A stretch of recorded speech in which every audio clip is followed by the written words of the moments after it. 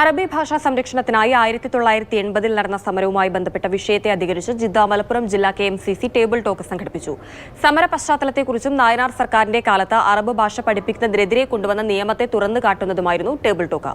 Video അവതരണവും നടത്തി. ഭാഷാ സമര അനുസ്മരണം ഒരു വിശദമായ വിശകലനം എന്ന വിഷയത്തിലായിരുന്നു നിരവധി പ്രവാസികൾ പങ്കെടുത്ത ജിദ്ദ മലപ്പുറം ജില്ലാ KMCC സംഘടിപ്പിച്ച ഭാഷാ സമര അനുസ്മരണ ടേബിൾ ടോക്ക്. വിദ്യാലയങ്ങളിൽ അറബി, ഉറുദു, സംസ്കൃതം തുടങ്ങിയ ഭാഷ പഠിപ്പിക്കുന്നതിനെതിരെ അന്നത്തെ സർക്കാരിന്റെ ഗൂഢശ്രമങ്ങളെ ഒന്നുകൂടി വരച്ചു കാട്ടുന്നതായിരുന്നു പരിപാടി. പ്രസിഡന്റ് ഇസ്മായിൽ മുണ്ടുപറമ്പ് അധ്യക്ഷത വഹിച്ചു. നിസാം മമ്പാട് ഉദ്ഘാടനം ചെയ്തു. നാണി മാസ്റ്റർ ആമുഖ പ്രഭാഷണം നടത്തി. ഭാഷാ സമര ചരിത്ര പശ്ചാത്തല വീഡിയോ അവതരിപ്പിച്ചു. മുസ്ലിം ലീഗ് നേതാവ് KPA മജീദ് ഓൺലൈനിൽ സംബന്ധിച്ചു. അഷ്റഫ് മുല്ലപ്പള്ളി മോഡറേറ്ററായിരുന്നു.